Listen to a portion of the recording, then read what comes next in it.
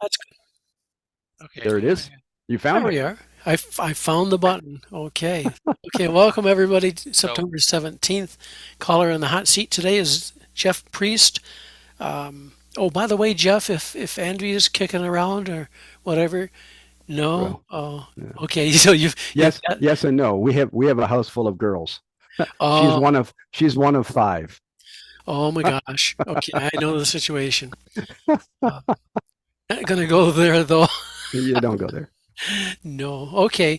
Well, anyhow, want to welcome Jeff to our little family of goofballs here. What everybody missed by not joining in early before I start recording is Brian Hotchkiss had a great entrance, clothing optional. So that's all I'll say. Anyhow, so we'll get on to this Oh dear. with Jeff. Yeah, this is going to be a good one today. Uh-huh. look how Hannah's grinning. You know, it's Yeah, yeah. She can't wait till the Zoom's over. Brian's doing hide and seek somewhere. I don't know. Just ollie ollie home free. Um, so for most everybody knows, Jeff comes from a family of square dance callers and dancers and everything else. What about Andrea, Jeff? How did you two meet? At a dance. No, Yeah, at a dance. at a Yeah, dance. Holy at a smokes! dance. I was Oh, calling. She was learning to dance. and how old are you? Were you? How old was I? Yeah, 15? No, Golly. No, no, no. no. Okay, okay. So she was learning to dance then. Yes, Okay. For anybody that does not know, Andrea is a very polished round dance cure, and that she is. Jeff and Andrea both do Zoom sessions too on teaching. In fact, we learned our jive with Jeff and Andrea on Yes, she Zoom. did. Yeah. Yeah, yeah. She still has her Zoom club every Thursday night. We decided after COVID that we were not going to go back to the hall that we had, back to an in-person dance for two reasons. One was they jacked up their rates dramatically and removed all the parking options, so people had to go and pay to park. They had to pay a green fee to park. And two is that we found that 90% of the people that would actually physically come were already dancing with us on Zoom. So Oh, everybody is comfy at home and nobody has to drive at night. And particularly in the winter, nobody has to drive through the snow. So that made it very convenient to just continue with the Zoom dance. And we started it up. She takes July and August off, and we spend a lot of time in our trailer, which is one of the reasons that we don't come here a lot on Sundays because we're often away. mhm. Um, and so I watched on YouTube. I follow along on YouTube with several of the interviews you've done. But she stops for July and August. We started our Zoom last week, and we had 19 boxes of Wow, Zoom dancers. Yeah. So it's fantastic. and the beauty is we get them from all over the place. I mean, we get them from um, east and west side of Canada. We get them from the U.S. We have a number of couples that join us from the U.S., New Hampshire, New York, Chicago. We have folks that join us from kind of all over the place, which is really great. I mean, we've met people over the course of COVID that we would have never otherwise been able to be in touch with. It's been fabulous. Yep. We really enjoyed it. Yeah, it was Yeah, good. it's a whole family of Zoomers. I'm trying to set up a meet and greet for Zoomers at our national convention next year. Oh yeah, So, cool. so, so we can see how tall or short or fat or skinny these people really are. Yeah, because you never know. I know. Like I look normal size, but I'm only 3 feet 4 inches tall, Yeah, as y'all know. I know. Uh, I've seen you. yeah, 6 feet wide. I've Uh, watched you climb up to the dinner table. yeah. Uh, okay. Next question is going to be for Dave. No, Dave. well, um, I can't turn you. Well, I could probably find the button to turn you off. Uh, What would you rather be doing than this interview, by the way? Me? Yeah. Oh, I thought you were talking to Dave. No, he's just gonna sit there. Oh, okay, just okay. He's just going to sit there. Okay, all He is, well, right. he's tired from fixing the ceiling, I think. Well, if I weren't here, we would probably be away in the trailer. But this date actually worked out very well for us because this Sunday every year we do a demo at the Fergus Fair, which is on all weekend, but we do it on Sunday morning. So that's where I was, and I knew I was going to be home this weekend. Oh, So cool. when I gave you this date, I knew that I would be able to be here Yeah. because we had our demo square out this morning and we danced up a storm. It was great where they put us because I set up in the back of my SUV. I put all my equipment all set up in the back of the SUV. I put a speaker beside the truck, and we dance on the road at the main gate. Oh, So everybody wow. coming in has to walk right past us. Oh, yeah. And we've got people standing there handing out flyers to our class that starts on the 10th of October.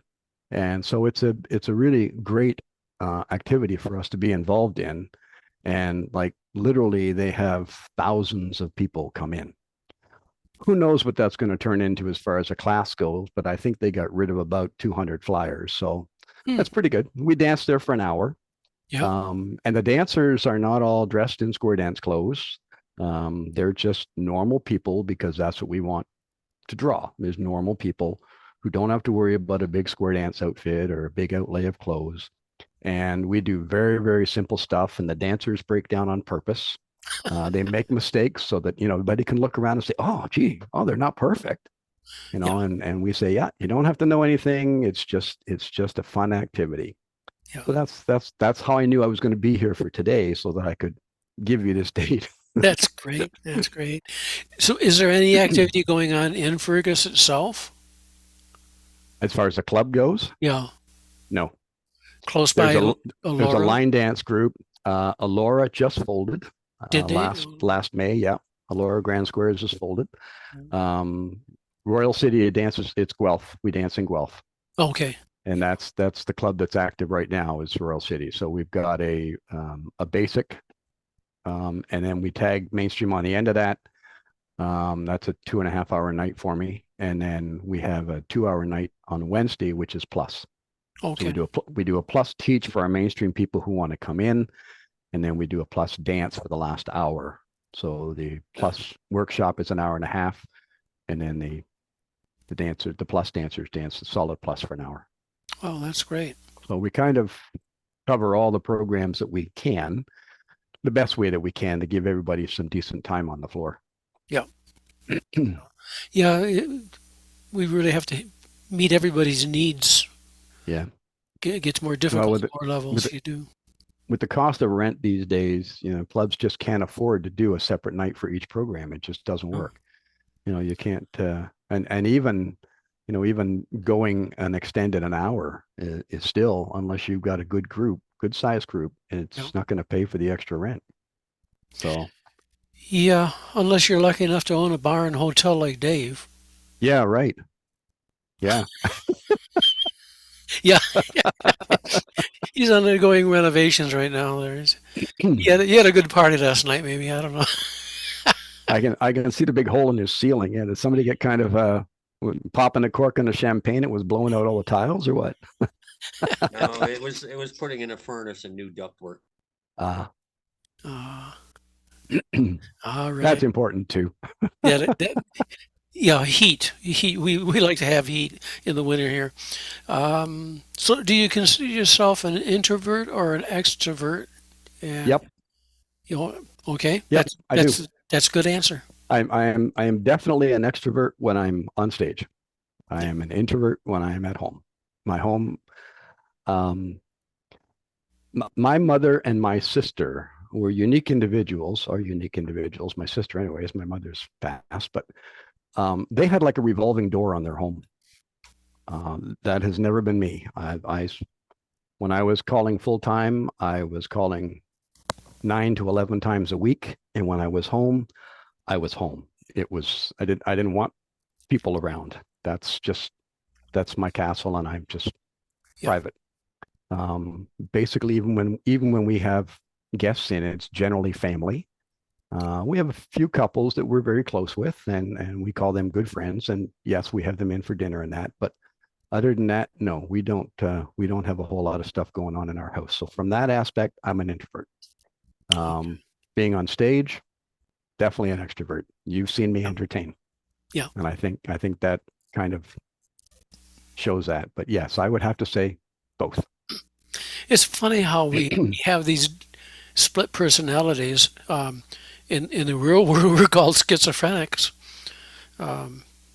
basically. But so when you come down off the stage, just assuming there is a stage, and you're amongst the people, do you talk to the people a lot, or do you kind of shyish? Yep. Yep. Nope. I'll mix around and go chat with people. Yep. Good. Yeah. I'm not shy about that.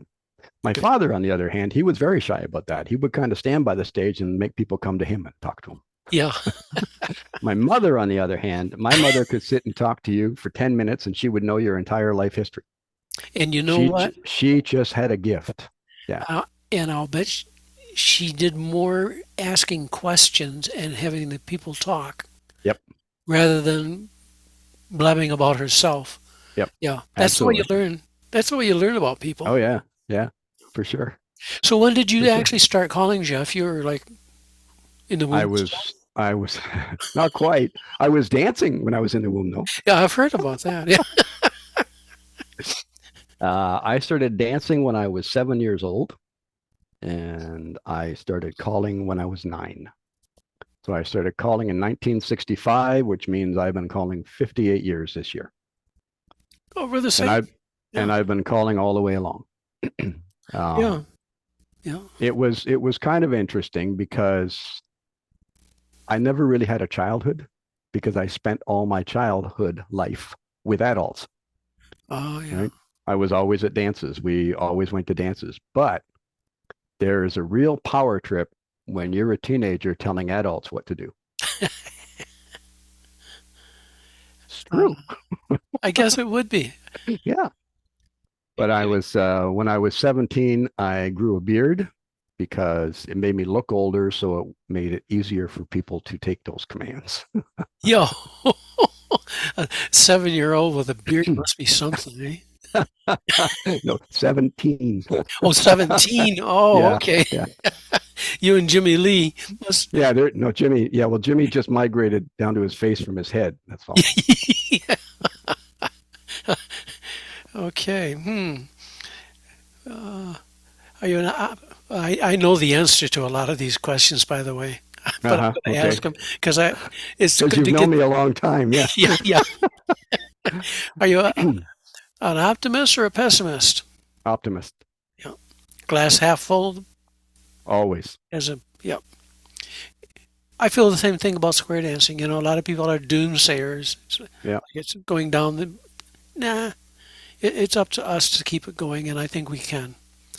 Yeah, I mean the numbers are lower. The numbers are not what they were. Yeah. I mean I come from an era where it was when we had our T&D convention, we had 3,000 people at McMaster Oh, University. yeah. I mean they were great conventions, and the national conventions, the 88 National in Hamilton, I think their count was like 5,800 people, and then 98 in Ottawa was just a little over 4,000, I think. Okay. And then when we did the 2008 in London, we had 2,600. The numbers have been going down all the way along, but it's just the activity. We're not getting the commitment from the youth. I mean, when I started calling, the average age of a dancer was 35. Mm-hmm. The average age of a dancer now is 75. Huge difference. And a lot of those people now, they can't dance for 3 days in a row. So they're not going to the conventions. It's not, I mean, we still have a lot of dancers in Canada. Mm-hmm. It's just that these people can't dance for 3 consecutive days anymore. And they're just not willing to spend the money on the trip and the hotels and the meals and all the rest of that to be able to keep the convention with big numbers. Yeah. So I'm surprised our numbers were over 300 signed ups.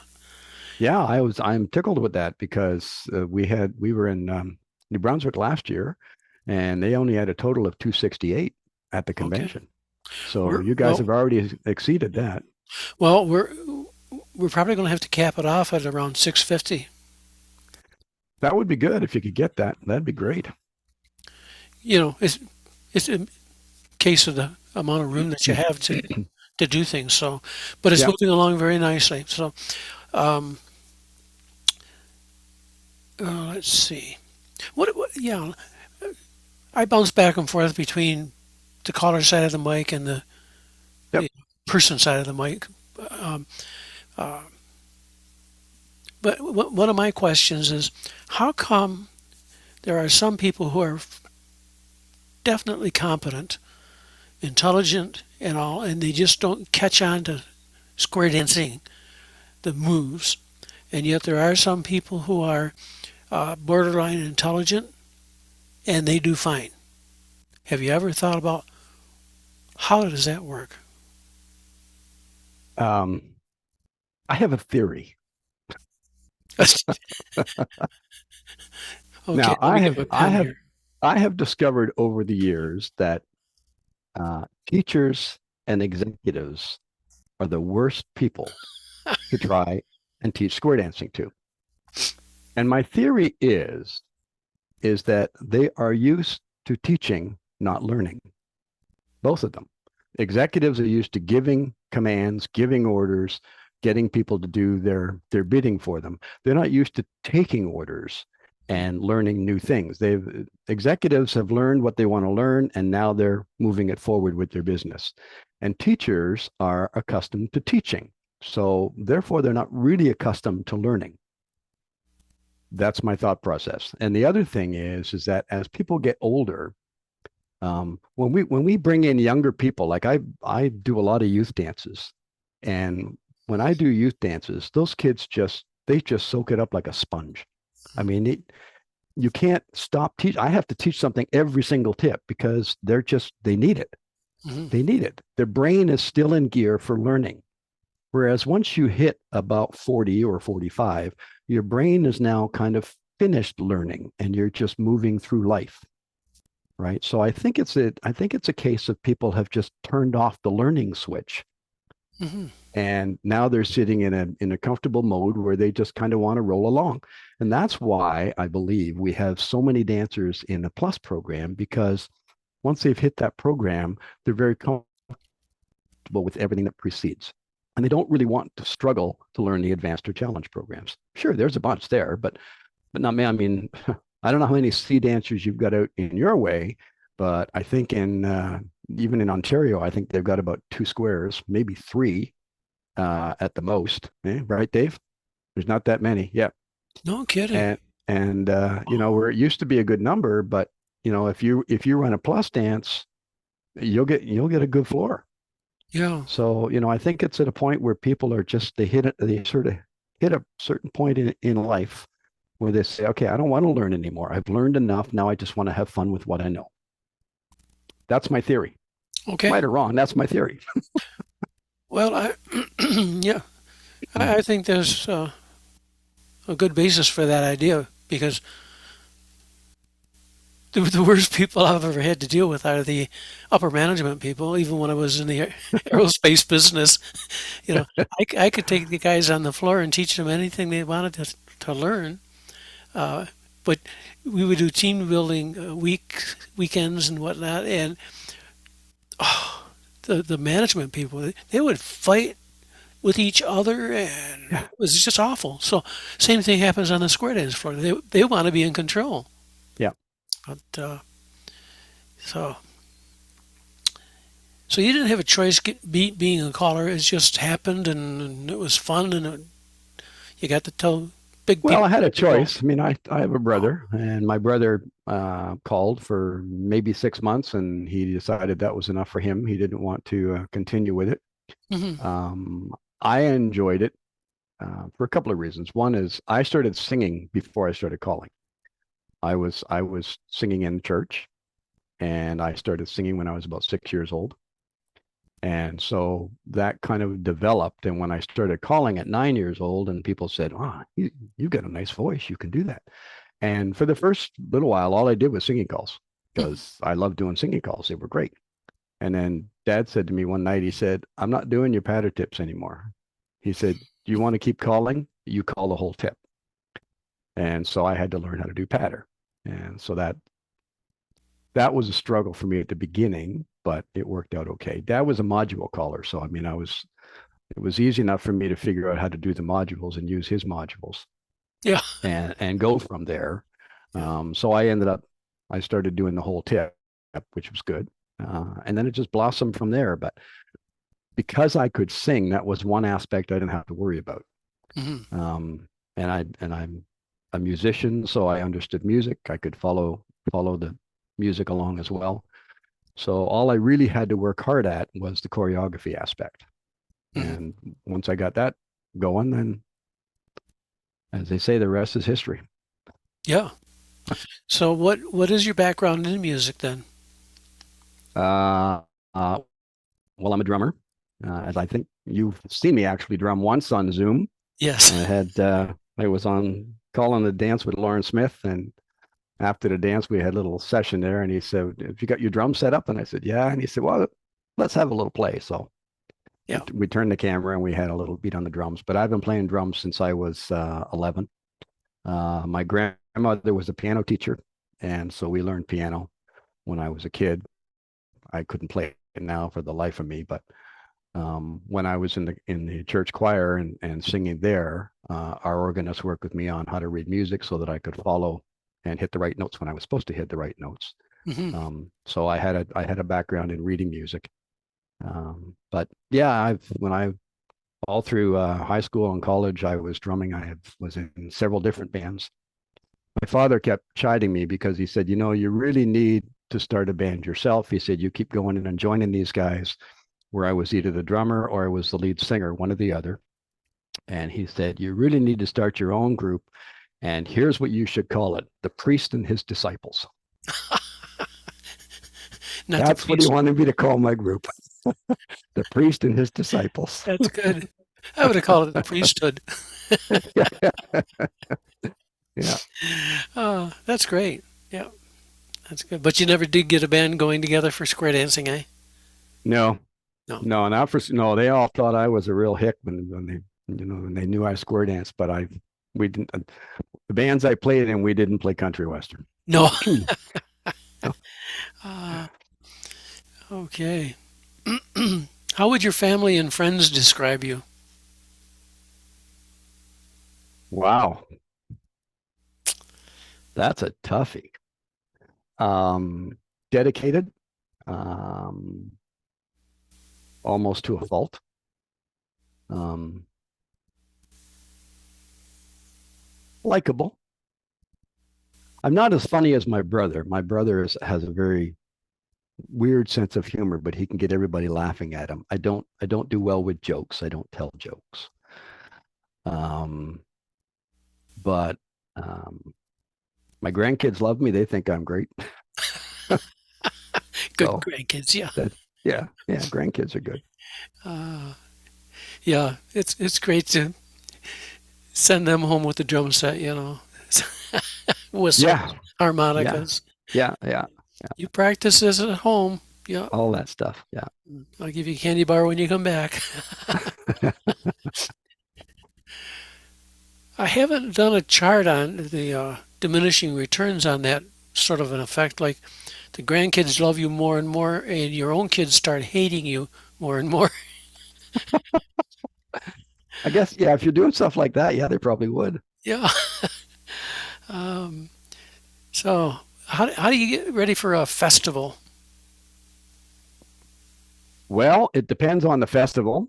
It depends on whether I'm going to be working with somebody else or whether I'm going to be on my own. Um, the first thing I like to do is build my program. I mean, you have to figure out what programs, what color lab programs you're calling. And so I start with laying out what rooms I'm going to be in or where I'm going to be working and what I have to call. And then I start off by building my singing calls first. I build my singing calls for the program. And then I go back and I put my patter with the singing calls, my hoedowns with the singing calls so that I don't overshadow any of the music that I'm going to use. I generally, for the most part, I'm a site caller, although I use all methods. I use modules. I use certainly memory. I mean, when I walk into a festival and I'm calling to a room of 10 squares and I know nobody, I will use full memorized routines. And that gives me the opportunity to watch the floor and figure out, which dancers are good dancers that I can site call on once the dance gets going. And then I site call from there. So, but I do take in written material for sure. All of my singing calls, I have on my computer, I have singing call choreography.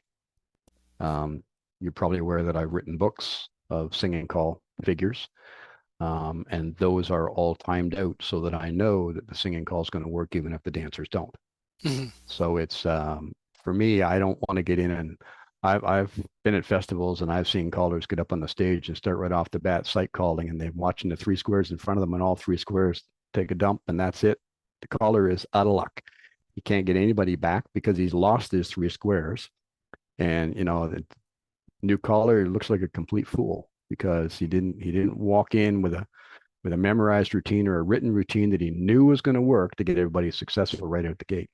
That's what you've got to do. I mean, if you want them to love you right off the bat, then you've got to make them win. And so that's always my key. I never start off hard. I never give them anything that's really going to break them down. So when I start calling for the festival, then I make sure that my choreography is going to be very danceable. A lot of wind in your face, a lot of comfort, calls that they're familiar with, positions that they're familiar with. Those are all things that I'm very aware of when I set up for festival. And the same with a club. I mean, when I do my clubs, my plus group is very good as far as dance by definition goes. I run a DBD summer program, and with those people, they get some what they call weird stuff. Yeah. It's not that weird, but they get weird stuff. And I always try to ensure them being successful at it. You're not going to keep everybody moving all the time, but my rule is 80% of the people are moving 80% of the time. That's when I'm happy with the floor. If I get 100%, wow, that's outstanding. But generally 80%, you're always going to have people break down. There's always going to be a square or two that are just going to flop for whatever reason. Somebody's not thinking about it. Somebody, you call something, they've never seen it from there, and one person can break the whole square down. So yeah. Anyway, that's how I prepare. Okay. Do you have any problem remembering when you're site calling, remembering who your corner is? Yes. I don't write it down. I did write it down at the beginning. I used to write it down, and then I got to a point where I'd write it down. I wouldn't even bother. I'd forget to look at it. So, but I generally, you walk around the room and you get to talk to people, and thank God for badges because they all wear badges nowadays, hopefully. Yeah. So you can pick out somebody's name, and I'll say, hey Jim, who's your corner? And so he'll point to his corner, and hopefully I can match the corner's partner back up, and we'll usually try and resolve from there. But I'm not afraid to say who's your corner if I need a corner. I would rather do that and make it put it on my shoulders than have them not resolve the square properly. Yeah. So, yeah. Well, Flippo used to have a routine he did, and I use it when I mess up and I need to find out who your corner is. I don't go, who's your corner? I get them somewhere and I say, is that your corner? And if they say no, I say, oh, no. And then I dance them over to the other side of the square where I know their corner isn't. And I say, is that your corner? I say, no. And I let them do that about 3 or 4 times. Yeah. And then I get them in front of their corner, and by this time I know it's their corner. I say, is that your corner? They go, yes. I said, well, then go ahead. Do. And of course, I've already stuck out their left hand for the element left, So, so it works. So you gotta have shtick for just about everything. Yeah, going. You do. Yeah, for sure. What do you do in your downtime? Play drums? I wish. No, I don't. I don't have drums anymore. Actually, we had the ones I had a couple of years ago when you guys watched me on Zoom. Andrea rented me for Christmas. It was a Christmas gift. Oh, She rented me okay. drums for 2 months. I sold my drums actually to send my second youngest son to university. Oh my gosh. Yeah, it was the only way we could get money at the time to pay his tuition, so that's what we did. And I haven't had a set of drums since. Just simply now we don't have the space to put them.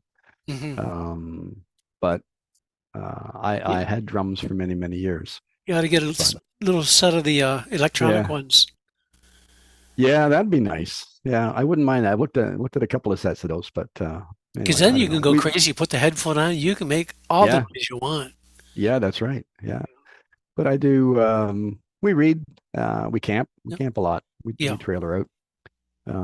I like working with photographs and building collages of our kids and stuff Oh yeah. that we do it. And then we have a little slide screen out in the kitchen, and we just have it show pictures. So every now and again while we're sitting there, so Well, you're that's cool. working around the kitchen or whatever, and this thing's running in the background. So Yeah. kind of neat. Yeah, That's we have 4 boys and 3 grandsons. My boys had the same problem I had. They never figured out how to make girls.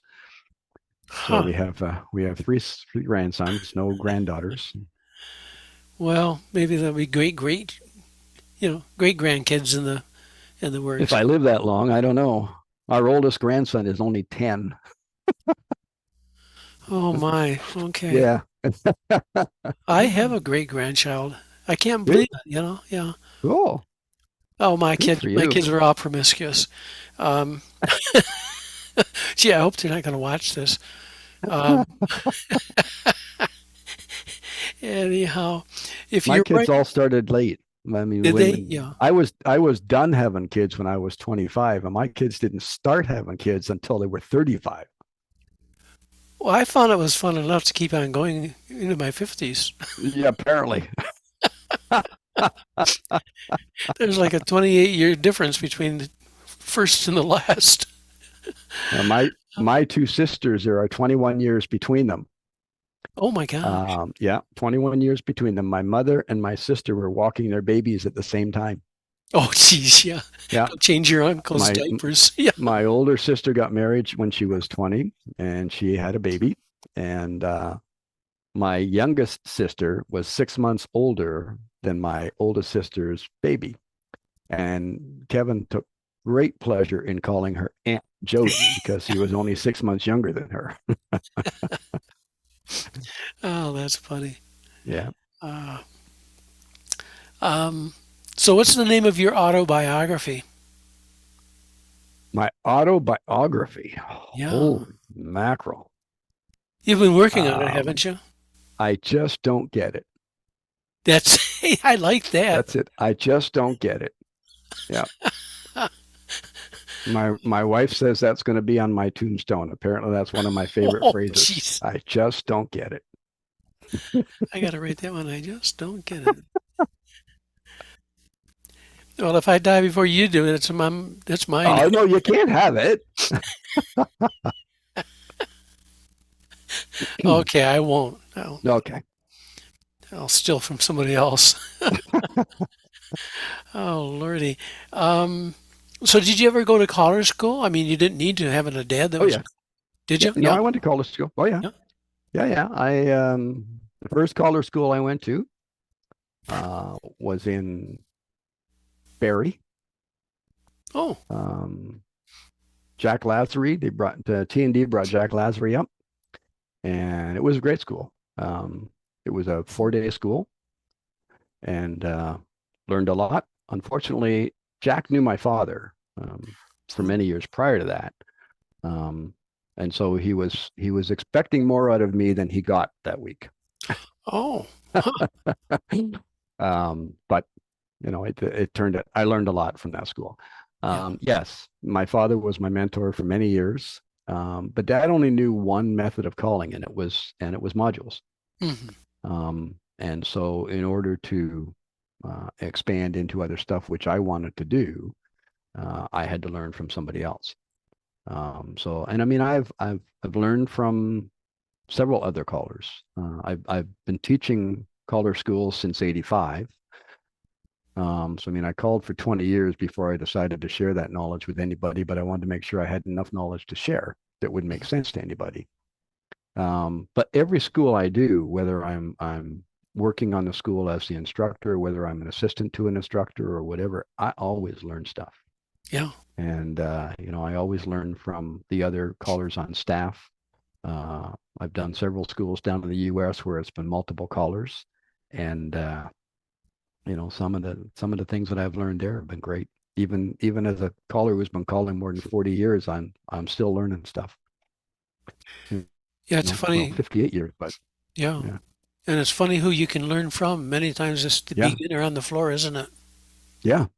Yeah. And even at schools, when I learn stuff, I've learning is not just learning what to do, but I've learned what not to do as well. Oh, yeah. So, point. it's all there. It's a two-way street. But yeah, it's I love learning from other schools, from going and learning from other callers, because we're all different. I mean, we're all very different in what we do. You can try and emulate somebody, but it's you're never going to do that perfectly. I mean, you can't copy somebody exactly. Thank goodness. Yeah, I mean, one of the callers that I learned from many years ago once said that copy a caller, copy every caller, copy every single caller you ever heard, and eventually you will blossom out of that.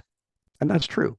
You will. So you can't just copy one person, because we're all very different. We all have something very different to offer to our dancers. Yeah. And even if we do verbatim what that caller did, it's going to come out differently because we're a different person. Yeah. Yeah.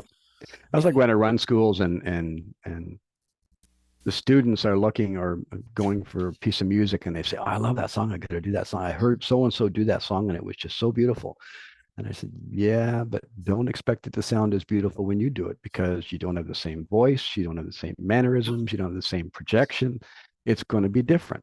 Yeah. And that's what people have to be really careful of when they're buying music, specifically new callers, when they're buying music or ordering music, because they just order something because they heard somebody do it and they want to do it. But I'm a believer of, and I tell my students this: if you are buying a piece of music and it doesn't talk to you, it doesn't inspire you, it doesn't tell you how you should perform it, don't perform it.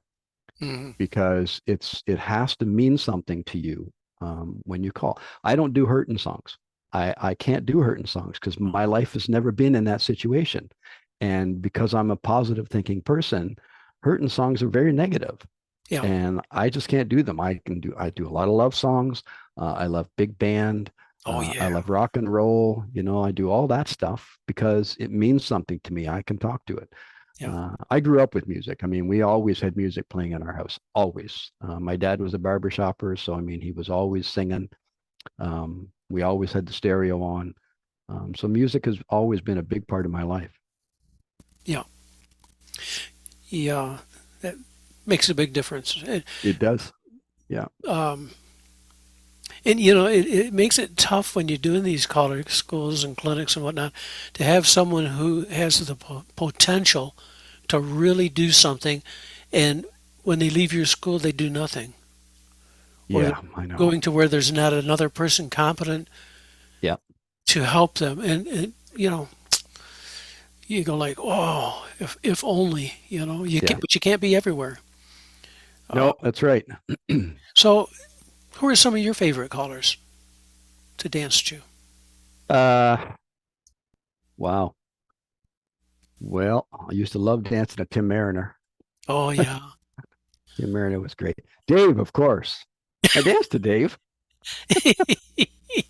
Tommy Miller. I love Tommy Miller's voice. Tom's good. He's a great singer. Guy's a wonderful singer. Yeah. But I like, when we were doing the T&D conventions, I like some of the older guys that were there that were so smooth, and Jerry Helt, Oh, yeah. Yeah. Frankie Lane, all those guys, Milton Luttrell, all those guys that could just make a floor float. And that's the kind of thing that I have always tried to be able to do, make my calling very smooth so that dancers are actually having a dance experience. Yeah. That's what it's for. It's dancing. But yeah, I like a lot of those guys from back in the day. Yeah. We don't have we've got so many now that just aren't there anymore. It's really too bad. Yeah. Yeah.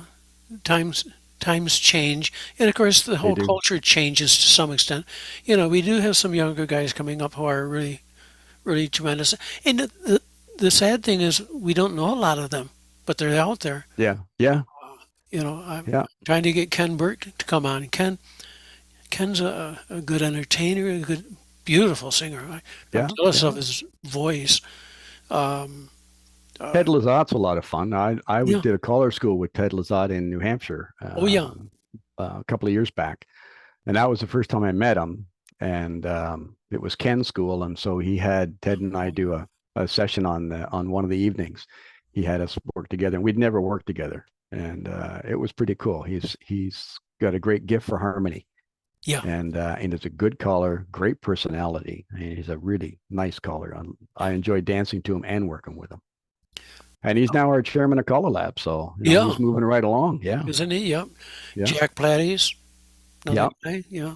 yeah, We still got Tom Miller and Joe Sawtell and yeah, there are still a good handful of really tried and true callers out there who are just hmm doing a super job.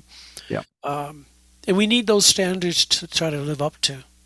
yeah, for sure. You know, the beauty is when we see them, they're doing their best.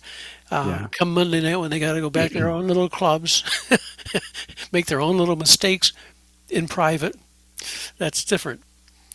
Um, we already know what your hidden talent is, and that's playing drums. Do you have any other hidden talent? Can you like make your Yeah. can you make your hands talk or something like? I can squirt water in the pool by doing this. I do That's, that to my grandkids all the time. well, if Shoot you the wet stream them up just right, about 6 feet in the air, and they love it. I can take a piece of grass and put it between my thumbs you and blow can. on it. Okay, Yeah, I can do that. Yeah, good. So you really yeah. were a boy when you were growing up, yes. I was. Yeah, Uh, yeah. We had it when I was I guess about 11. I guess my parents decided to buy a pool. My dad wanted a pool. My parents never had a cottage. We never traveled anywhere. He would rent a cottage for 1 week in the summer, and that was our vacation. mhm. Otherwise, his home was his castle, and that's where they stayed most of the year. They did do traveling for square dancing. They took out several tours for Hayes, Oh yeah. as Andrew and I have taken out several tours for Hayes as well. But so he wanted this pool. So we get the pool. My mother couldn't swim. When my mother was a kid, her mother believed that public pools were not clean, so she couldn't go swimming in a public pool. Oh, And lakes were not safe, so she couldn't go swimming in a lake. So she never learned how to swim. So my brother and I had to teach her how to swim. Now, my brother's older than me, and so that was fine. We're working on that. And my brother was part of the swim team in high school, and so he was pretty good at it. But my mother had a problem. She was buoyant. We would put stuff on the bottom of the pool and say, "Mom, go and get it," and she would get halfway down, and she would literally pop right back up out of the water again. She could not go down to the bottom of the pool. She just couldn't get there. And it was really weird. She was so buoyant such that she would lay on her back and float around the top of the pool and read a book in the afternoon. oh my gosh. Yes, it was really weird. I'd never known anybody else that could do that. Liz is going to tell us she can do that. No, I do. I don't know if I can read a book, but I can float. But I used to teach swimming when I was in university. And adult swimming was always fun because these women would have a higher fat proportion to their body and they would think they were doing a duck dive. And their front torso was down, but their butt was still on top of the water. Yeah, And we yeah, just say, hey, that's fine. That's yeah, great. yeah. You know, That's swim like on mom. top Yeah, of the water because that's where you're meant to swim. yeah, So those people will always be able to float. yeah. Oh Actually, yeah, they're there's no they're question. a joy to teach, but they cannot do a duck dive. And it's interesting, there are some people that cannot float. And generalizing blacks and Asians tend to be more dense, and they can't float. They lay on their back and they just sink. Think, yeah. Oh, And I tell that's yeah. Fill your lungs with air and relax, and they just Yeah. sink. Yeah.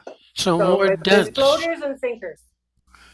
No, mom would float, and that was pretty cool. So That's great. Yeah, she could swim Yeah. then. yeah, She was an it easy teach. worked out well for her. Yeah. Yeah, yeah, right. That's what they mean when they say I'm dense. I don't float. They're solid, yeah. Okay. Whether Okay. their bones weigh more or If- their if- muscle mass. If you want to take that way, you go right ahead. Yeah, yeah. I don't think that's what they mean when they're talking about you, Joe. Yeah, I don't think so either. Yeah, but but, I can float, and I'm fairly lean, so. Yeah.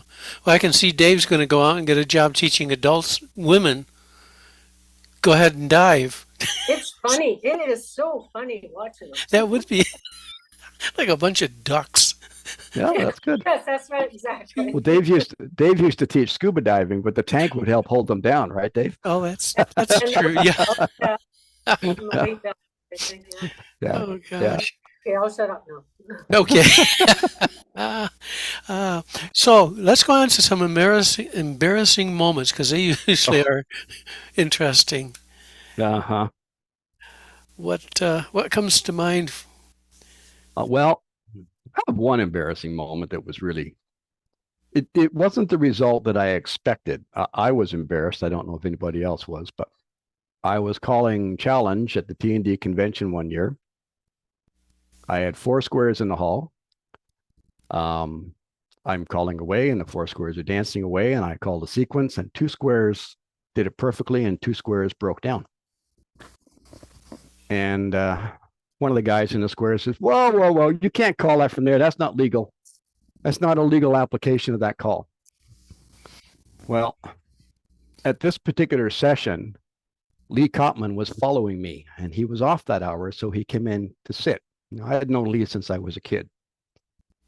And he was always good at giving me pointers once I got off the stage of, well, you know, this, that, and the other thing. And I said to this guy standing, I said, tell you what, I said, the author of the call is sitting right here. I said, why don't we ask him if that's a legal application? So I looked over and I said, Lee, you want to comment?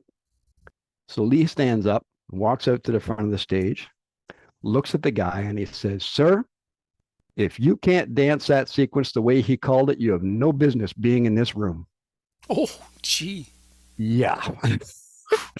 I thought I was looking for a, yeah, okay, it's legal, or no, maybe you should change it. But I thought, oh man, I could have crawled right under the table. Oh, holy smokes. Yeah.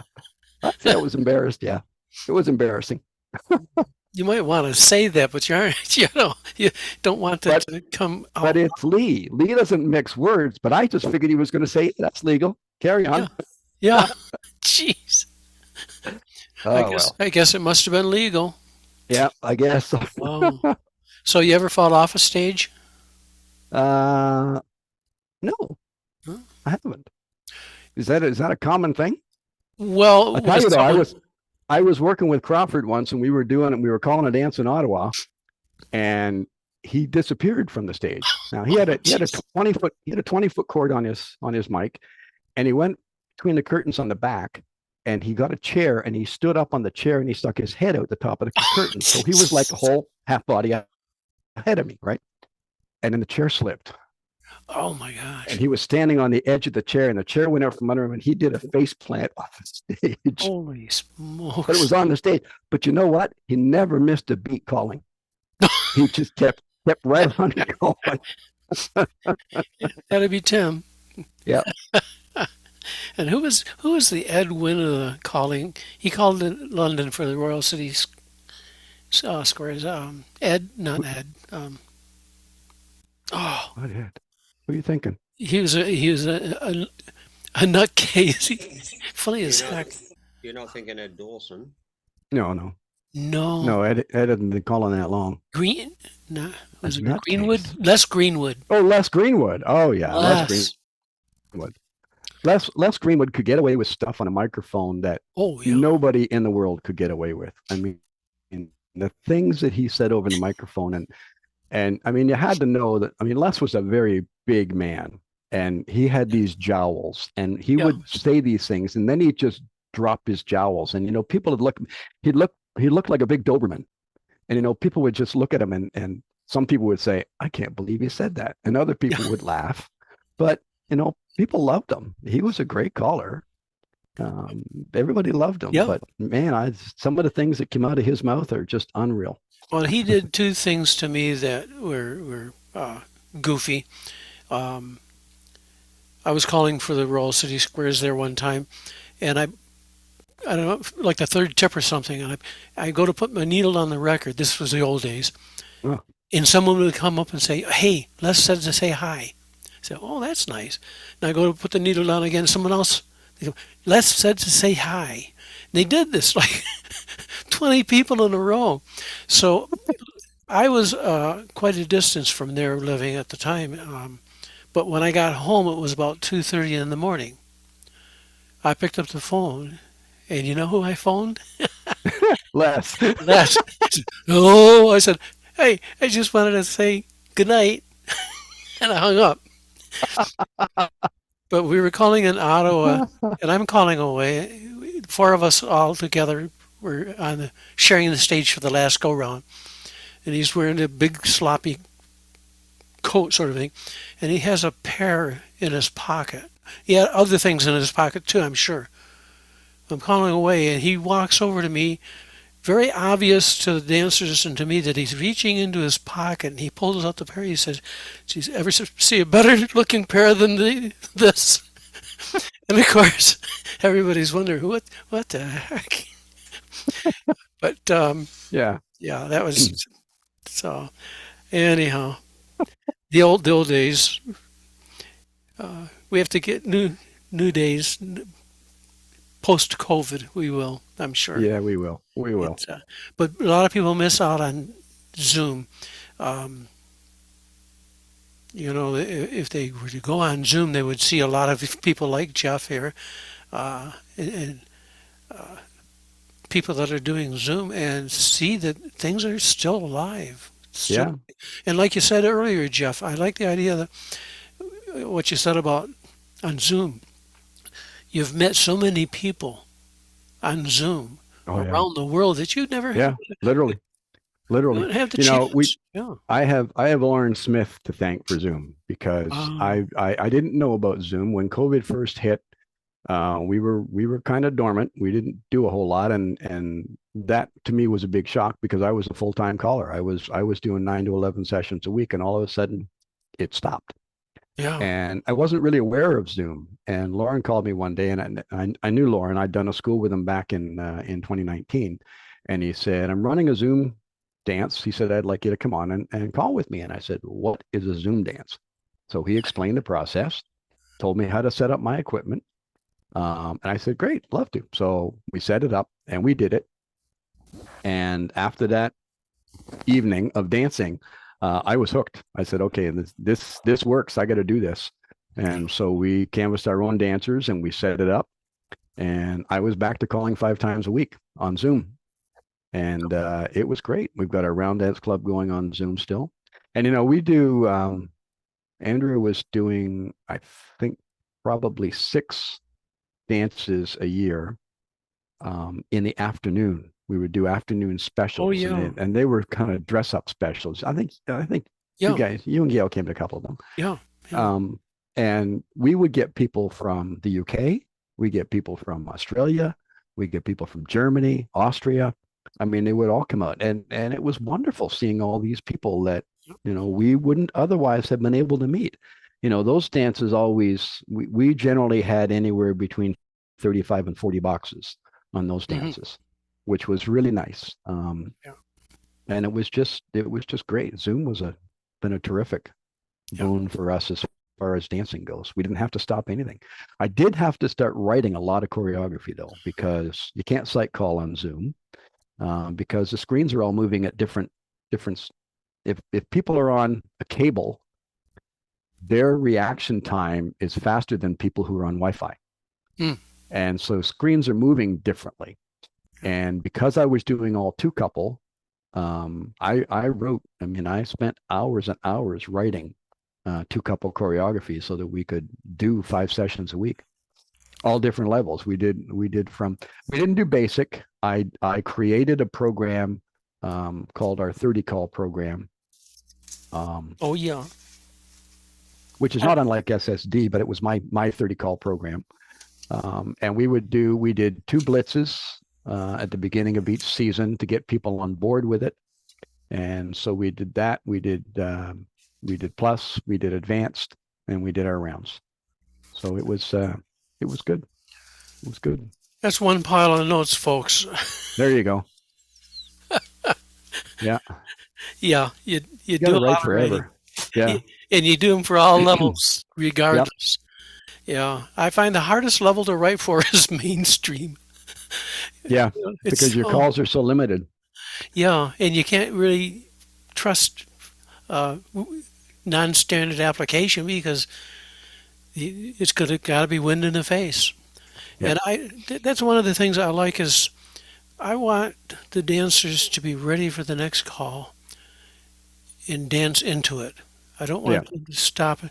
It's still my pet peeve is when a caller says at advanced level, he calls switch to a diamond. You've got a diamond. Well, don't tell me that. You just told me to switch to one. I know I got a diamond. Yeah, Flip the diamond Yeah. when you're in waves. Well, shut up and call. Don't tell me where I am. I'm either there or I'm not. And if I'm not, it's too bad. So, do you have a pet peeve? yes. Callers who deliver the cue while the dancers are dancing, or deliver the definition. Oh, yeah. I believe in clues, not cues. Yeah. So, I will give them a clue or two if it's required. But it drives me nuts when a caller calls a call and then proceeds to recite the definition. And the dancers start doing it all over again. Yeah.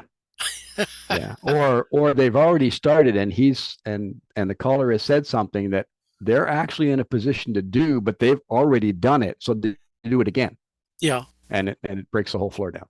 Yeah. And I know several callers who are like that. Yeah. It's a habit. It's, from class, but Yeah. we got to break that. So, have you done any singing calls? Recorded for a Recorded, you company? mean? Yeah. Only my own. Sets in order? No. I have CDs. I had many CDs in years gone by, but then SOCAN stepped in and made my CDs not valid anymore. Really?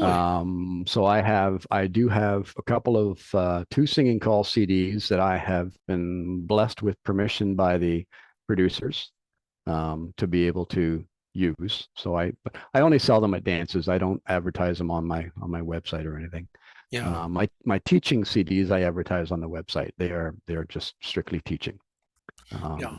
But the singing call CDs, no, I carry them with me and I sell them when I'm out in public. But I used to have about, I'm going to say probably 10 or 12, and now I have 2. Although I do have teaching CDs, which I've got at least a dozen of those, and they're all programs. So, yeah. Oh, okay. Yeah, SOCAN kind of goofed things up for me, but it was also, I found out afterwards when I had done a couple of those CDs that there were a couple of record producers who didn't say to me directly, but said publicly that they would not allow callers to actually use their music to make money on, unless they just were calling dances, that they could not reproduce their music and sell it. So all those CDs came off. Oh, wow. Yeah, I'm a member of SOCAN as a composer performer, and I found that I don't release any of my compositions through them because then they own them. Right. And I can't even give the music away to a local band or to a local orchestra and say, here, try this out. If you like it, use it. I can't do that. It has to go through SOCAN. Yeah. So I didn't sign that part. No. No, I want my control. Okay. So are you coffee or tea? Coffee. Beer or mixed drink or abstain? Beer. How I drink does that? scotch as well, but that's not a mixed drink. I drink my scotch straight. Straight. Oh, and how does that work with your head stuff? No, it's fine. I don't drink it that. I mean, it's not like I drink a lot of it. You know, But don't I you buy a bottle of scotch every year when we go to Florida, and it lasts me till the next year when I go to Florida. So it's Oh okay. wow. Well, don't you have some sort of oh, what do they call it? Equal a balance Vertigo. problem? I have Vertigo. There we are. Yeah. Yes, I have Yes. vertigo. Yes, and that's sometimes a real nuisance. And I, you know what, Andrea and I teach rounds, and there are moves that I just can't do. I Yeah. can't turn a full circle. If I do, I just don't stop turning. So, you know, anything that involves a full circle turn, I find other steps that I can put in its place. Oh, I yeah. will show it to the dancers once if we're teaching it, but if we're out dancing, I won't do those. I will just keep time, doing Yeah. something different. Does that affect when you're watching the dancers on the floor, them moving? Does No. that affect? No. Okay. Not, I mean, not anymore. When I was first stricken with it, yes, it was horrible when I first had it. The first 6 weeks were just Wow. pure hell. But then it started to level off, and no, it doesn't bother me to watch things. I can't do strobes. If I'm in a room where there's a strobe light, I leave, because that just drives me up the wall. Okay. Yeah. And then what about the flooring, like the terrazzo flooring, sort of a thing? Is that any problem? No. And No. the egg crate No. lights, fluorescent lights, don't bother you? No, I don't think so. No? No, Okay. no. Because I know some dancers that has worked with. I never thought about it with a collar. Good grief, that'd be awful. So we're going to go on to the Have You Ever, and we have a poll. Jeff has a poll that we need to get. But let's do let's do the poll first. Okay, do the poll first. Yeah, where's my? Now I got to find that they hit on me. Okay, I like this 3 dot. There we are. The 3 dots tell me everything. Here we are. Jeff. Okay, launch. Okay. Oh, I have to share this. Can you see that, or do I have to launch? I can see it. Oh, good. Okay. Wait a minute. Yeah, I can see it. Okay. So the first one of these is a lie. 2 of them are lies. One of Two them of is the them are- truth. Okay, one truth, 2 lies. That's right. Okay. Correct. Okay. So I'm related to toilet paper. One. No. Jeez. It's my typing. No kidding. I'm related to one of Canada's most popular country and western. I gotta maximize my screen here. Western performers. That's one of the statements. Second one is I won a lottery several years ago. That's why he couldn't tell us about how he met Andrea. And statement number 3, I have been on staff at every Canadian National Convention. How many conventions would that be, Jeff? 23. 23. Well, 22. This is the 23rd. Okay, 23. The one you guys are hosting is the 23rd Canadian Okay. National. Okay, so what you want to do now? I guess I didn't make it so you can click on it, did I? Oh, you did. Okay, so click on the one that you think is the truth. Looks like 100% are, well, 2 out of 2. No, there should be more, right? Oh, no, that's right. No. Yeah, there should be. Let's see, one, So two, not everybody has voted yet. 4. I wonder if am I allowed to vote? I'm a host. You're allowed to vote. Should be. I don't know. Let me see if I can. Dee. Oh well, we got one here. I'm related to one of Canada's. Yeah, most saw popular- that. One just popped up. Yeah. So there's still one missing. One missing. 1, 2, 3, 4. Bill, did you vote? Yeah, Dave. Liz is nodding her head. Hannah, you didn't vote yet. Pick one.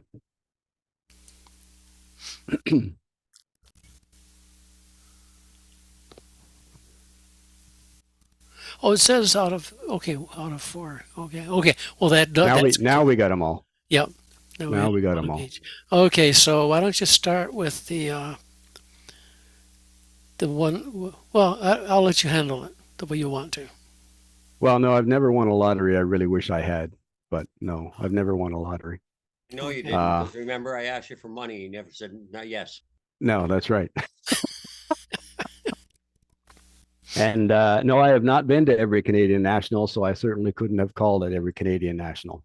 Ah, So yes, the first one is correct, and yes, Tommy Hunter is my cousin. Tommy Hunter ran the longest country and western music show in history on CBC TV. Ran for 27 years from 65 to 92. And yes, my father was on that show in the early 70s with a square. They did it at least twice through that time period. Because the Tommy Hunter show was not about skits or anything. It was purely music. It was pure country music for his show every single time. And he was noted for bringing in, I'm going to look at the list here because I got names. He was noted for bringing in and having recognized in Canada as country performers Garth Brooks, Bruce Cockburn, Alison Krauss, the Union Station, Ricky Skaggs, and the Judds. He brought them all into Canada and put them on his stage. And even in 1978, at the tender age of 13, he had Ellie Twain, which we all know now as Shania. my He introduced all those people to Canadian music, the countryside.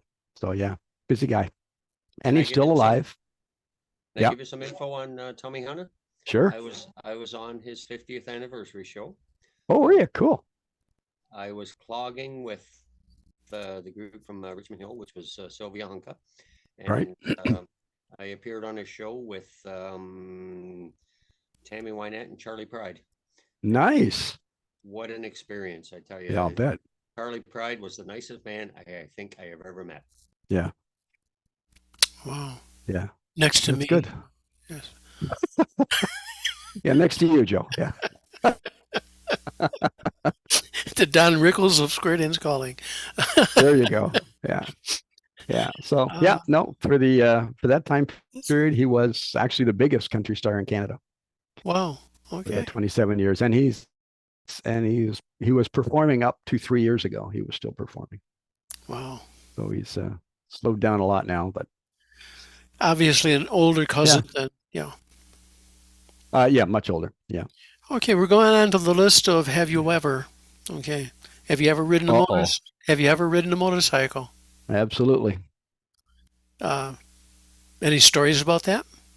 Yep. The last motorcycle I rode, I was 21 and it went to the junkyard. Oh my gosh, it was that And old. I didn't walk for 15 months. Oh my gosh. They wanted to take my right leg off at the knee, and I said, no, I was born with it. I'll die with it. They said, you'll never walk again. I said, stitch it up. I'll take my chances. And I got T-boned. A car came out of a parking lot Oh in yeah. the plaza and T-boned. And I left the bike. I sailed for 130 meters on my back, and I hit a curb, and when it knocked my pelvis out 4.5 inches, and it took 5 years to get it back into place, and it still isn't. I still have back issues. So yes, I've ridden a motorcycle. That was my fourth bike that I had, and it was the last one I've had. Yeah. Mhm. Big bike was it? Yeah, it was a 750 Honda 750 Dresser, and I mean it was a nice bike, and it was fully loaded. I had crash bars. I hate to think of what would have happened to me if the car hadn't. Like, I got hit by a Dodge Dart. Remember what they used to look like? Oh yeah. Well, it was the point on the front of the car that basically filleted my right leg as I left the bike. Oy. And so it was a bit of a mess. But anyway, yeah, Wow. here I am. I'm back dancing. Now, what would that have done to my career if I'd let them take my right leg off at the knee? I would Well, have had to you learn would- like Dave. I'd have to be like Dave and learn how to walk all over again. Yeah. Pretty hard for me to say. You have to learn the what is left foot is one step. Yeah, right. Yeah. Exactly. Yeah. So yes, I've ridden a motorcycle. Okay. Okay. Ever jump out of an airplane? No, Okay. Did you ever want to know? no, Have you ever hot air balloon? no. We've often talked about taking a ride in a hot air balloon, but no, it's never happened. It might one day. Who knows? put it on your bucket list. It's Yeah. certainly a fun thing to do. Yeah. It's unique. It's different. Uh, have you ever scuba dived, like gone with Dave on a little water trip? No, no. Um, Thought about it, but I don't know. I'm not sure I would feel comfortable going that deep with just a thing in my mouth that allows me to breathe. yeah, I've snorkeled. Well, I have yeah, snorkeled. yeah. Ever work in a factory? Yes. What did you do? It was in Peterborough, and I used to put the little rings on the fish baits. It was it was it was a part-time job that I helped out because the owners were dancers and they were short Oh, staff, and so they asked if I could come in and help out, and I did. oh my gosh. I worked there for about I don't know, 4 months, I guess, through the summer till Yeah, they got some more staff in on a regular basis. So yeah, golly. It's amazing what has happened in your past, all the different places you've been. When I moved to Canada, folks, I moved to Peterborough, and I think that's where you we were, met. yeah, Yeah, you were calling it the yeah, Marina, we were. Mars Marina, I Yep, think. Yeah, yep. yeah. That was Oh, the summer dancing we did that. Yeah. yeah. And then and one of your boys was going to call square dancing, wasn't he? Or Michael, yeah, and oh, he took caller school, and he did call for a little while. yeah, He called when he was up in Peterborough. Now they lived in Bridgenorth, yeah. and then he got a job working with. He was working for one of the school boards up there. He manages the food services and Oh, custodial, oh, yeah. and That's right. yeah. So then he changed campuses, and they put him down in Oshawa. And his wife was working at the Oshawa Golf and Curling Club, so they decided to move to Oshawa. And there's no dancing in Oshawa in the evenings. There's only daytime with Barry, and since they both work, Mm, they were driving back up to Peterborough for a while. For about a year, I guess they continued dancing with the Peterborough Club. But now they've got two little boys, and they're in Cubs and Scouts, and they're traipsing all over the place with them. So yeah. life is different. Yeah. So no, Uh, he doesn't. He hasn't called for quite a while. have you ever pulled taffy? Have you ever? No. No. What's how do you pull Pulled taffy? What do you mean taffy? pull taffy? Well, I mean, it's this are big. you talking about buying Macintosh's taffy and pulling it off and eating it? That I've done. Yeah. No, you make the taffy like you make a big ball of dough type of thing, and Oh, then you have to pull it and stretch it and no, I feed have it never back done that. again. I've never It's baked a cake either. oh no. Holy smokes. I've made brownies, I've made muffins, but I've never baked a cake. Oh, okay. Well, that's okay.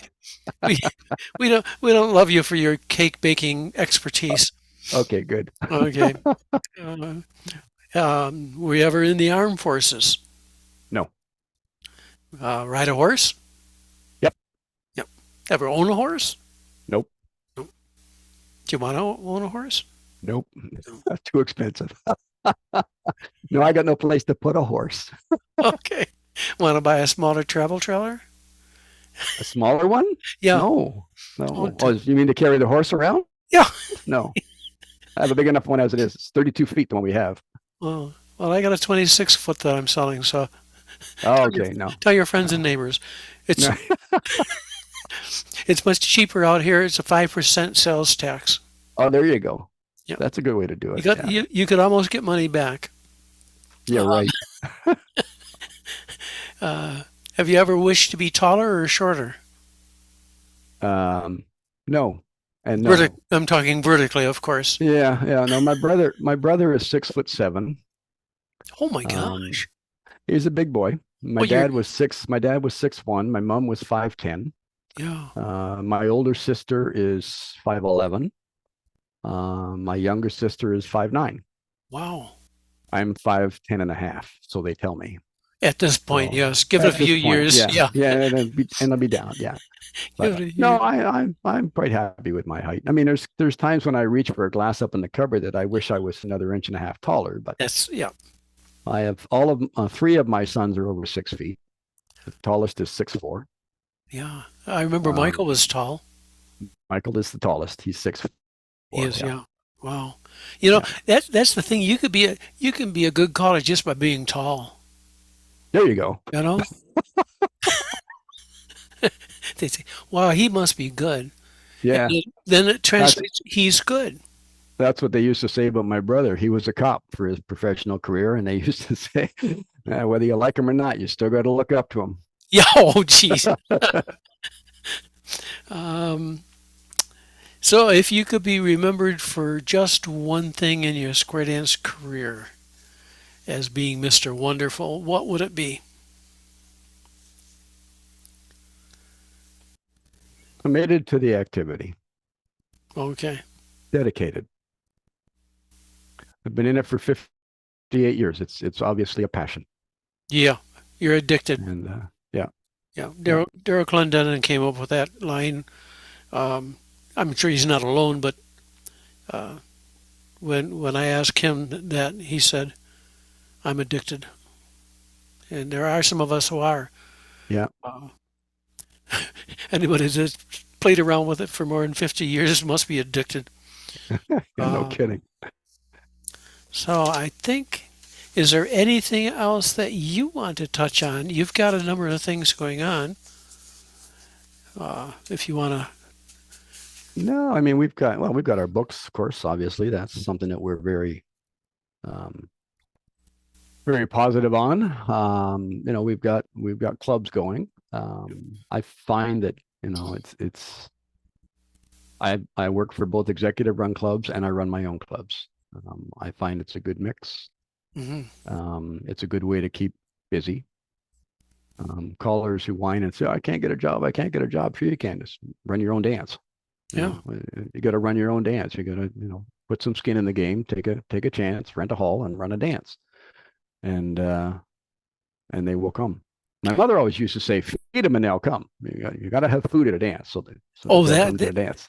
that will bring people out. That's for sure. It will. So, But if you tell them there's food there, they'll come. yeah, our But dances in Florida were always bigger when we had food. yeah, yeah, yeah. No, Andrew started queuing in '99, and she's a very Wow. I'm biased, but she is probably the best queuer in Canada. She's very, very good. She knows music, so her dances are. She writes a lot of her own dances, and they flow beautifully, just because of her skill and hmm her ability to understand music. Um, I impressed upon her when she started queuing to learn her definitions. hmm That's one thing that I push at my schools. Callers have to know the definition of every call they're going to call. And if they Yeah, don't know it, then they have no business calling it yeah, because it's something they have to know where it starts, where it finishes, and what happens in between. yeah, And if they know that and they build their program around that, then there's no surprises when they're calling. That's another pet peeve is callers who sight call who don't understand where the call's going to end. And the yeah. dancers It's get amazing. there Yeah, and the caller's got to stand there and roll the Rolodex real quick. Oh, what can I call from here? Well, guess what? It's too late. They've already stopped. The flow is over. yeah, And so, that's what I impress upon them. And I've impressed that upon her. And she will tell you that. Um, and she has learned all of her definitions very well so that when she writes her dances, yeah. she gets a lot of compliments on her dances. So Yeah, by and large, we make a very good team because we cover both aspects of our yeah. activity as we know it. We are square and round dance associations. We belong to two of them. And so we put that together with our groups. What kind of a sound system do you use? I use the MA 150. I also have a Micro 100. The Micro 100 I had before, and then when the MAs came out, I ordered the 150. Yeah, I think I have number 12 because you used to number them when they come out. The Micro 100 is quite a story because this is my third Micro 100. Because the first one I got, when I put a needle on the record, it warbled. And I phoned Dick, and those were in the days when Dick Henshaw was running it. And I phoned him, and we were talking on the phone. I said, "Is it supposed to sound like this?" And I put the needle on the record, and I put it by the speaker. And I put it back to my ear and he said, pack it up, send it back. There's a new one on its way. I said, okay, fine. So they sent me a new one. I sent that one back. No problem. We got the new one and I had it for about a month. And I was calling a dance out in Kingston. And I had a habit of putting a record on and walking around talking to people when, when the dance, before the dance started or during a break. So when music stopped, I knew it was time to go up and start. And all of a sudden, I know the record and the music stops. It's not doing anything. And I turn around and look, and here's smoke billowing out of the amplifier. Oh, and my I'm God. thinking, okay, this is not good. So I run to the hall, grab the plug out of the wall, make sure it's unplugged, take everything out of it, take it outside, let it stink and smoke. And I phoned Dick when I got home. Fortunately, there was another caller there who had his equipment with him in the car. So he just brought his amp in and we were able to finish the dance. So that worked out okay. But when I phoned Dick, I told him what happened. And he said, the armature was just too tight. And he said it just wound too tight and that was it. So we'll send you a new one. No problem. Send that one back to us. So now I got number 3. So, no, actually, this is my 4th. I get number 3. I had number 3. That happened in January. In May, T&D used to use callers' equipments. They would rent the equipments.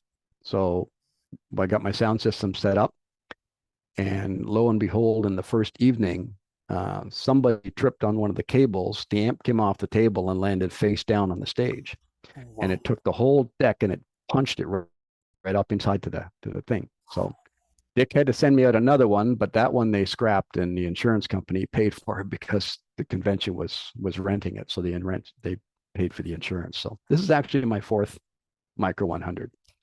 And touch wood, this one's been working like a charm. Well, didn't you have a situation where some dancers helped you out with your equipment and it was left? No, that was Norm Wilcox. Oh, Norm. Okay. Norm finished a dance, and it was a regular club, and his dancers were in the habit of helping him carry out his stuff. So they carried it all out, and he was right along behind him, and then a caretaker stopped him because he had a question for him. So Norm stopped and he was talking to the caretaker. The dancers put all the equipment at the back of Norm's car and they left. And when Norm got out, nothing was left. Everything was gone. There were some kids in the schoolyard there, and as soon as they saw all the stuff sitting there, they just ran over, picked it up, and left. He lost his amp, but now he was using records, so he lost a whole box of records, lost his microphone. Fortunately, it wasn't computer age yet. It was just, but he had a Hilton, and Jeez. yeah, everything got lifted.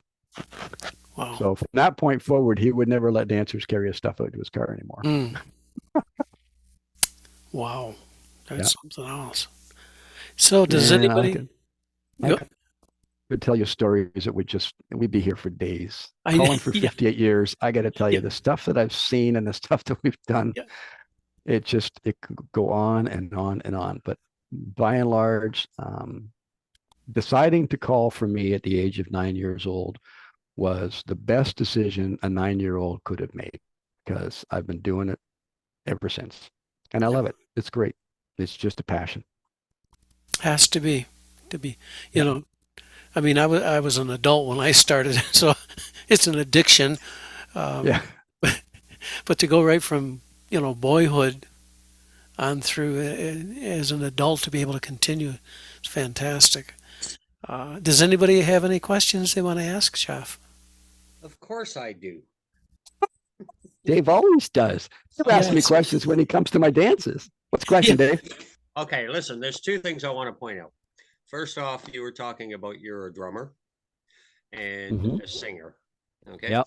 There's only one person that I can think of that is a drummer and a singer, probably she- a very unknown person. by And the she name is of- my idol. No, by the name of Don Henley. Oh, no, Who not was the Don Henley. Eagles drummer. Okay. And who wrote all the good stuff for the Eagles. So, Okay. man, I wish you had carried on with that because you could have been a great superstar. My idol, my Following idol Don of Henley's footsteps. a drummer and a singer, my idol was Karen Carpenter. No, there you go. She was a that's drummer another and one she that's was a just singer. Amazing. Yeah. Yeah. And she was she was talent beyond belief. And Karen Carpenter had perfect pitch. When they went in and recorded a song, she only ever did one take. They never, ever had to redo a song with her. She Oh, had really, eh? perfect pitch. Yep. Every time. Yeah, First that's time, every amazing. time. Yep, that's really incredible. She was Now, brilliant. Yeah. the other thing I wanted to ask you is, I mean, I knew your dad, as you well know. I knew your Yep. dad Yep. years ago, and your dad was just an incredible caller who had an incredible following. But he never had the voice for singing calls like you did. I No. mean, you had the singing call voice. Now, did your dad promote you to push the singing call side? Yes and no. I mean, he let me, I mean, I did singing calls when I first started for quite some time. Yeah. And he enjoyed that. Now, when we worked together, he would do the lead. When he was barbershopper, he did lead. Right. And I'm a baritone. Mhm. So I would do harmony as best I could with him, but I was not a real good harmony guy for a lead because I was baritone. So it's a completely different range. But we did work very well together. No, he actually, when my dad started calling, he actually had to take a Dale Carnegie course in order to be able to stand up in front of people and actually open his mouth. Wow. He was very shy. He was very intimidated. I wouldn't have known it when I met him. I I know known it. nobody would. I know he is completely different. But you know, it was funny because when he expressed an interest to call, he was dancing with Marg Huff. Do you remember Marg Huff at the time? I do, Many yeah. years ago, Marg Huff. Well, Marg Huff was a big lady and she would stand up on stage and she called and she was a good caller. I mean, and she had a huge following. But Dad had expressed an interest to call and they were at one of her dances on a Saturday night and Dad made a mistake. He goofed. And Marg took the record off the needle off the record and she said, "Lloyd Priest, how do you expect to learn how to call when you can't even bloody well dance?" And that made him determined that he was going to be an excellent caller. Well, he ended up with the biggest club in Toronto. I will He admit did. that. Like Yeah. he was just. Oh, there's no question. Yeah. My dad called to 100 squares a week. 100 squares a week in 3 That's clubs. incredible, eh? Yeah. Yep. But now, with all apologies to Joe, which I may say, but the best 2 callers in Canada right now are Jeff Priest and Tim Crawford, as far as I'm concerned. And this is my own opinion. And the reason being is because you both have a very good sense of body flow. Like you're not going to follow a recycle with a flutter wheel type thing. Okay. No. So, what was I getting at here? But the point is you have a very good sense of body flow. And I love dancing to that. I love dancing with body flow. And there's so many callers out there that just seem to have lost that these days. Yeah. And it kind of bothers me. Choreography has seemed to take over. And it's not a good thing. No, Flow is far better. Yeah, body flow is my pet peeve. I mean, Joe had his pet peeve earlier, but body flow is my pet peeve. Is that so many callers are calling out there and they don't seem to understand body flow, and that kind of bothers me quite a bit, to be honest with you. Yeah. And when I dance with you or Tim, I find body flow. But where you really accelerate is your teaching abilities, because I mean, you teach very, very precisely. I do. You're a very good teacher. And because of that, you have taught many, many, many callers to call. Okay. So 2 questions about callers that you teach to call. Number 1, is there anybody who stands out that you look at as your success, that you look at and say, man, oh man, I taught that guy to call and now he's doing this? Is there any caller that stands out as you taught him to call and he has been, successful in the field? Wow. Callers that have been to my schools, that whether they had been to previous schools or not, I would have to say Mel Wilkerson is one of them. Oh, he's so good. Yeah. And Mel has been to my schools. Unfortunately, he's not calling anymore. Yeah, that's a shame. Yeah, it is a shame. Trying to think. There are Curry Birchill. I don't know if you ever knew him from London. Yeah, I know. Yeah. Curry was good. Unfortunately, Yeah, he's he- passed. Yeah, No, but he did have a very smooth way Yeah. about him. yeah, he did. Just trying to go back through my mind here. Tom Charlton from London. Hmm. Tom is, and it was funny because when the first school that Tom came to, he'd been calling for 20 years, and he had some very weird concepts about a caller. And so he learned a lot of things at the school, so much so that when he'd been to my school, he decided that he kind of got the kick for a school. So he came down to the one I was on in New Hampshire with Lee Kopman and Ed Foote, Ted Lizotte, and myself.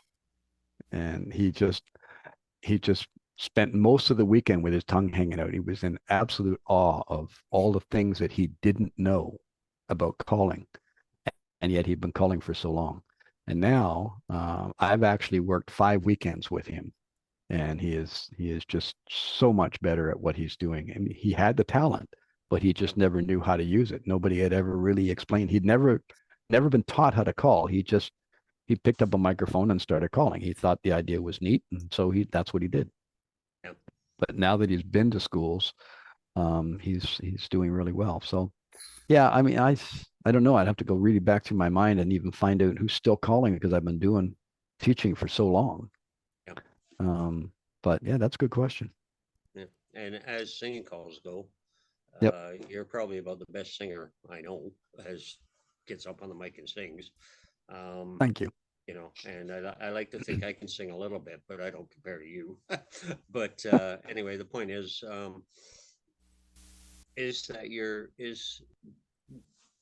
do you look at that as your greatest talent is your singing?